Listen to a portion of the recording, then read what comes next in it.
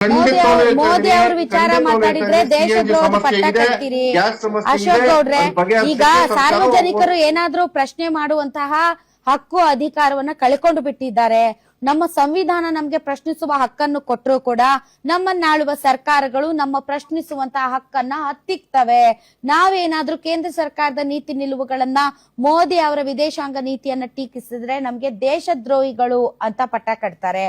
ಅದೇ ಏನಾದ್ರೂ ಕಾಂಗ್ರೆಸ್ ಆಡಳಿತದಲ್ಲಿ ಗ್ಯಾರಂಟಿಗಳ ಬರದಲ್ಲಿ ಈಗ ಏನು ಆರ್ಥಿಕ ಶಿಸ್ತು ಮತ್ತು ಅಭಿವೃದ್ಧಿಯಲ್ಲಿ ಅಸಮತೋಲನ ಕ್ರಿಯೇಟ್ ಆಗಿದೆ ಅಂತ ನಾವೇನಾದ್ರೂ ಮಾತಾಡಕ್ ಹೋದ್ರೆ ಇವರು ಚಡ್ಡಿಗಳು ಅಂತಾರೆ. ಹೀಗಾಗಿ ರಾಜ್ಯದ ಜನ ಹೆಂಗಾಗಿದಾವೆ ಅಂದ್ರೆ ಅದೇನೋ ಅಂತಾರಲ್ಲ, ನ ಘರ್ಕ ನ ಘಾಟ್ಕ ಹಂಗಾಗೋಗಿದ್ದೀವಿ. ಅದ್ರ ಮಧ್ಯೆನೂ ನಾವೇನಾದ್ರೂ ಧ್ವನಿ ಎತ್ತಕ್ ಹೋದ್ರೆ ನಾವ್ ಒಂಥರ ಗುಂಪಿಗೆ ಸೇರದ ಪದ ಆಗ್ತಾ ಇದೀವಿ. ಇರ್ಲಿ, ಜನರ ಒಂದು ಕ್ಷೇಮಾಭಿವೃದ್ಧಿಗೆ ನಾವು ಮಾತಾಡ್ಲೇಬೇಕು, ಜನರ ವಾಯ್ಸ್ ಆಗ್ಲೇಬೇಕು. ಚರಂಡಿಯಿಂದ ಗ್ಯಾಸ್ ಉತ್ಪಾದನೆ ಮಾಡಬಹುದು. ಈ ಫಾರ್ಮುಲಾ ಹೇಳ್ಕೊಟ್ಟಿರುವಂಥದ್ದು ನಮ್ಮ ದೇಶದ ಹೆಮ್ಮೆಯ ಪ್ರಧಾನಮಂತ್ರಿಗಳು, ಜಗದ್ಗುರು ವಿಶ್ವಗುರು ಖ್ಯಾತಿಯ ನಮ್ಮ ನರೇಂದ್ರ ಮೋದಿ ಅವರು ಚರಂಡಿಯಿಂದ ಗ್ಯಾಸನ್ನು ಉತ್ಪಾದನೆ ಮಾಡಿ ನೀವು ಕಾಫಿ ಮಾಡಿ, ಟೀ ಮಾಡಿ, ಅಡುಗೆ ಮಾಡಿ ಅಂತ ಹೇಳಿದ್ದಂತಹ ವಿಡಿಯೋ ಇವತ್ತು ಜಗತ್ತಿನಾದ್ಯಂತ ವೈರಲ್ ಆಗ್ತಾ ಇದೆ. ಸಣ್ಣ ಹುಡುಗರಿಂದ ಹಿಡಿದು ಲೋಕಸಭೆಯಲ್ಲಿ ಕೀರ್ತಿ ಆಜಾದ್ ಅವರು ಮಾತನಾಡ್ತಾರೆ, ಆಮ್ ಆದ್ಮಿ ಪಾರ್ಟಿಯ ಸಂಸದರು ಮಾತನಾಡ್ತಾರೆ, ವಿಧಾನಸಭೆಗಳಲ್ಲಿ ಮಾತನಾಡ್ತಾರೆ, ಹಾದಿ ಬೀದಿನಲ್ಲಿ ಟ್ರೋಲ್ ಮಾಡ್ತಾ ಇದ್ದಾರೆ. ಚರಂಡಿಯಿಂದ ಗ್ಯಾಸ್ ಉತ್ಪಾದನೆ ಮಾಡಬೇಕಂತೆ, ಮಾಡಬಹುದಂತೆ. ಇಷ್ಟು ನಗೆಪಾಟಲಿಗಾಗಿದ್ದಂತಹ ಯಾವುದೇ ಪ್ರಧಾನಮಂತ್ರಿಯನ್ನು ನಾವು ಇದುವರೆಗೂ ಭಾರತ ದೇಶದಲ್ಲಿ ನೋಡಿಲ್ಲ. ಮನಮೋಹನ್ ಸಿಂಗ್ ಅವರು ಮೌನಿ ಮನಮೋಹನ್ ಸಿಂಗ್ ಅಂತ ಹೇಳ್ತಾ ಇದ್ದಂಥವರು ಇವತ್ತು ಸಿಕ್ಕಾಪಟ್ಟೆ ಮಾತನಾಡುವಂತಹ ನರೇಂದ್ರ ಮೋದಿ ಅವರು ಈ ರೀತಿ ಟ್ರೋಲ್ ಆಗ್ತಾ ಇದ್ದಾರೆ ಅಂತಂದರೆ ಇದರ ಬಗ್ಗೆ ಯಾರಿಗೂ ಸಹ ಇಲ್ಲಿನ ಟ್ರೋಲ್ ಆಗ್ತಾ ಇದ್ದೀರಿ, ನನ್ನ ತಪ್ಪುಗಳನ್ನು ಇಟ್ಕೊಂಡು ಟ್ರೋಲ್ ಮಾಡ್ತಾ ಇದ್ದಾರೆ ಗೊತ್ತಿಲ್ಲ. ಅದೇ ಮನ್ ಕಿ ಬಾತ್ನಲ್ಲಿ ಎಲ್ಲೋ ಒಂದು ಕಡೆ ಯಾವುದೋ ಒಂದು ಗ್ರಾಮದಲ್ಲಿ ನಡೆದಿರುವಂತಹ ವಿಚಾರಗಳನ್ನು ಇಟ್ಕೊಂಡು ಮಾತನಾಡುವಂತಹ ಪ್ರಧಾನಮಂತ್ರಿಗಳಿಗೆ ತನ್ನದೇ ಮಾತುಗಳನ್ನು ಇವತ್ತು ಟ್ರೋಲ್ ಮಾಡ್ತಾ ಇದ್ದಾರೆ. ಅದರ ಬಗ್ಗೆ ನನಗೆ ನಾನು ಹೇಳಿದ್ದು ತಪ್ಪಾಗಿದೆ, ಅದಕ್ಕೆ ಪಶ್ಚಾತ್ತಾಪ ಪ್ರಾಯಶ್ಚಿತ್ತ ಏನಾದರೂ ಆಗಬೇಕಾಗಿತ್ತಲ್ಲ. ಇಲ್ಲ, 2013-14ರಲ್ಲಿ ಮಾತನಾಡಿದ್ದಂತಹ ಮಾತುಗಳೇ ಇವತ್ತು ಮತ್ತೊಮ್ಮೆ ರಿಪೀಟ್ ಆಗ್ತಾ ಇದ್ರು ಸಹ ನಮ್ಮ ಪ್ರಧಾನಮಂತ್ರಿಗಳಿಗೆ ತಾನು ಮಾಡಿದ್ದಂತಹ ತಪ್ಪುಗಳ ಬಗ್ಗೆ ಅರಿವೇ ಇಲ್ಲ.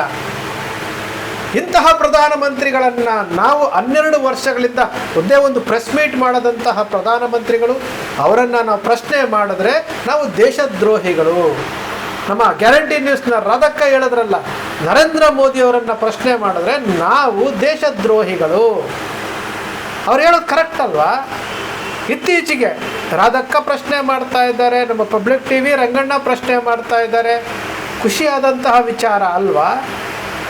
ಎಲ್ಲಿಯವರೆಗೂ ರೀ ಇಡೀ ದೇಶವನ್ನು ಪಾತಾಳಕ್ಕೆ ತೆಗೆದುಕೊಂಡು ಹೋಗ್ತಾ ಇದ್ದಾರೆ. ಬೆಲೆ ಏರಿಕೆಯ ಬಿಸಿ ಯಾರು ತಡ್ಕೊಳಕ್ಕಾಗದೆ ಅಂತ ಪರಿಸ್ಥಿತಿಗೆ ತಂದಿಟ್ಟಿದ್ದಾರೆ. ಇಸ್ರೇಲು, ಇರಾನು, ಅಮೇರಿಕ ಯುದ್ಧ ನಡೀತಾ ಇದೆ. ಇವರು ಇಸ್ರೇಲ್ಗೆ ಹೋಗ್ತಾರೆ, ಇಸ್ರೇಲ್ ನಮ್ಮ ತಂದೆ ಅಂತ ಹೇಳ್ತಾರೆ, ಭಾರತ ತಾಯಿ ಅಂತ ಹೇಳ್ತಾರೆ. ಇವತ್ತು ಇರಾನು ಭಾರತ ದೇಶದ ಪ್ರಜೆಗಳನ್ನು ನೆನೆಸ್ಕೊಂಡು ಅಲ್ಲಿ ಬೋಟ್ಗಳನ್ನು ಬಿಡ್ತಾ ಇದೆ. ಇವರು ಅಂಧಭಕ್ತರುಗಳು. ನಮ್ಮ ಚಕ್ರವರ್ತಿ ಸುಲಿಬೇರೆ ಹೇಳ್ತಿದ್ರಲ್ಲ, ಇರಾನು ನಮಗೆ ಬದ್ಧ ವೈರಿ, ಅದೆವತ್ತು ನಮಗೆ ಸ್ನೇಹ ರಾಷ್ಟ್ರ ಆಗಿರಲಿಲ್ಲ ಅಂತೇಳಿ. ಇವತ್ತು ಇರಾನ್ನಿಂದ ಹಡಗುಗಳು ಬರ್ತಾ ಇರೋದ್ರಿಂದಲೇ ಸ್ವಲ್ಪ ಮಟ್ಟಿಗೆ ಗ್ಯಾಸ್ ಸಿಲಿಂಡರ್ಗಳು, ತೈಲಗಳು ಬಿಡುಗಡೆ ಆಗ್ತಾ ಇರುವಂಥದ್ದು. ಈಗ ಬಂದಂಗೆ ಮಾತನಾಡ್ತಾರಲ್ಲ, ಒಂದು ಚೂರು ಪ್ರಾಯಶ್ಚಿತ್ತ ಆಗಲಿ, ಪಶ್ಚಾತ್ತಾಪ ಆಗಲಿ ಇಲ್ವಲ್ಲ ಇವರಿಗೆ. ಯಾವ ಸ್ಥಿತಿಗೆ ಹೋಗ್ತಾ ಇದ್ದಾರೆ ಇವರೆಲ್ಲನೂ? ಯಾವ ಸ್ಥಿತಿಗೆ? ಎಲ್ಲಿಯವರೆಗೂ ನಾವು ಈ ದೇಶದ ಆಡಳಿತವನ್ನು ಪ್ರಶ್ನೆ ಮಾಡೋದಿಲ್ಲೋ ಅಲ್ಲಿವರೆಗೂ ಈ ದೇಶದ ಪರಿಸ್ಥಿತಿ ಹೀಗೆ ಇರುತ್ತೆ. ಸ್ನೇಹಿತರೆ, ಈ ದೇಶದಲ್ಲಿ ನಾವು ಹುಟ್ಟಿದ್ದೀವಿ, ಈ ದೇಶದ ಪ್ರಜೆಗಳು ನಾವು, ಈ ಸಂವಿಧಾನ ನಮಗೆ ಹಕ್ಕನ್ನು ಕೊಟ್ಟಿದೆ.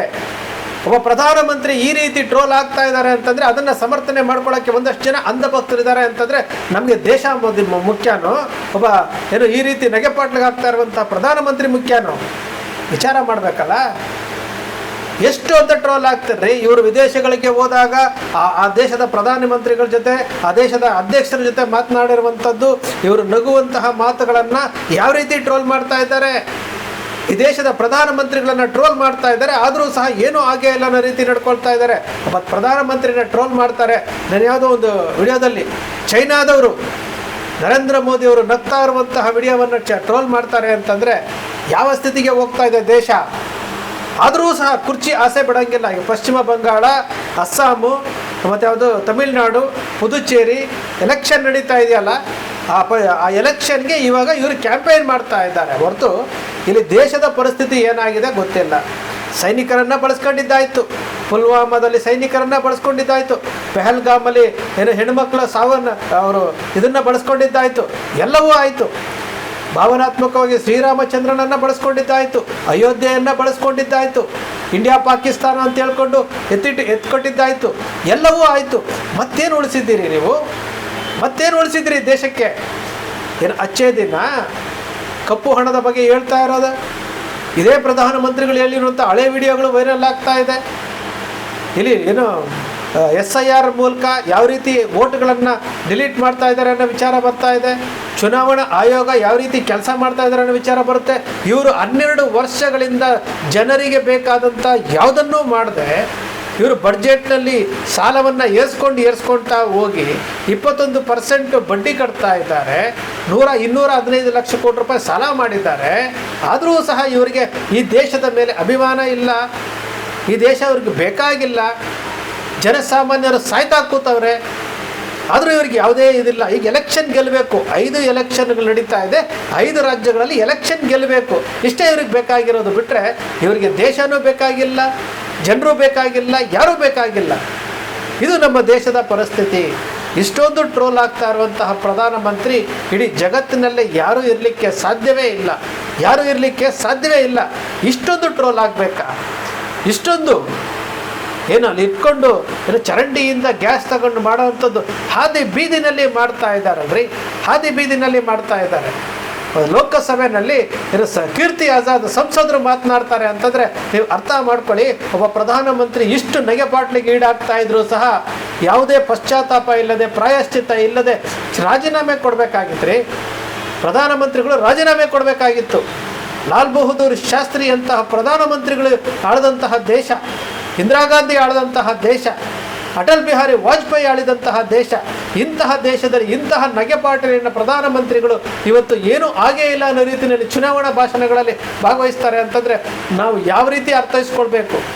ಯಾವ ರೀತಿ ಅರ್ಥೈಸ್ಕೊಳ್ಬೇಕು? ಇದು ನಮ್ಮ ದೇಶದ ಇವತ್ತಿನ ಪರಿಸ್ಥಿತಿ. ಇದು ಚರಂಡಿಯಿಂದ ಗ್ಯಾಸ್ ಉತ್ಪಾದನೆ ಮಾಡೋದಂತೆ, ಬೇರೆ ಬೇರೆ ವಿಚಾರಗಳಂತೆ, ತಮಗೆ ಭಾಷೆನೇ ಗೊತ್ತಿಲ್ಲದಿರೋ ಹೋಗಿ ಅಲ್ಲಿ ಏನೇನೋ ಕಾಮಿಡಿ ಮಾಡೋದಂತೆ. ಇದು ದೇಶದ ಪ್ರಧಾನಮಂತ್ರಿಗಳು ಮಾಡುವಂಥದ್ದು. ಇಲ್ಲಿ ಸ್ಟೋರಿಗಳು ಹೇಳುವಂಥದ್ದು, ಅಂಧ ಭಕ್ತರುಗಳು ಸ್ಟೋರಿಯನ್ನು ಕ್ರಿಯೇಟ್ ಮಾಡುವಂಥದ್ದು, ವಿದೇಶಾಂಗ ನೀತಿಯನ್ನು ಇವರು ಹೊಗಳ್ಕೊಳ್ಳುವಂಥದ್ದು, ತಮಗೆ ಬೆನ್ನನ್ನು ತಾವೇ ತಟ್ಕೊಳ್ಳುವಂಥದ್ದು. ಬೆಲೆ ಏರಿಕೆ 60 ರೂಪಾಯಿ ಗ್ಯಾಸ್ನ ಬೆಲೆ ಏರಿಸ್ತಾರೆ, ಬೆಲೆ ಏರಿಕೆಗಳು ಏರ್ತಾ ಇದ್ದಾವೆ. ಇದರ ಬಗ್ಗೆ ಯಾರಿಗೂ ಕಾಳಜಿನೂ ಇಲ್ಲ, ಇವ್ರಿಗೆ ಬೇಕಾಗೂ ಇಲ್ಲ, ಇವ್ರಿಗೆ ದೇಶನೇ ಬೇಕಾಗಿಲ್ಲ. ಸ್ನೇಹಿತರೆ, ನಿಮ್ಮ ಅಕ್ಷರ ಮೀಡಿಯಾ ಸೃಷ್ಟಿ ಮಾಡಲ್ಲ, ಕಲ್ಪನೆ ಮಾಡಲ್ಲ, ವಾಸ್ತವದ ವಿಚಾರವನ್ನು ವಿಶ್ಲೇಷಣೆ ಮಾಡುತ್ತೆ. ನಿಮ್ಮ ಅಕ್ಷರ ಮೀಡಿಯಾದ ವಿಶ್ಲೇಷಣೆ ನಿಮ್ಗೆ ಇಷ್ಟ ಆಯಿತು ಅಂದರೆ ಸಬ್ಸ್ಕ್ರೈಬ್ ಆಗಲಿಲ್ಲ ಅಂದರೆ ಸಬ್ಸ್ಕ್ರೈಬ್ ಮಾಡ್ಕೊಳ್ಳಿ, ಪಕ್ಕದಲ್ಲಿ ಕಾಣುವಂಥ ಬೆಲ್ ಐಕಾನ್ ಪ್ರೆಸ್ ಮಾಡಿ, ಶೇರ್ ಮಾಡಿ, ಪ್ರೋತ್ಸಾಹ ನೀಡಿ.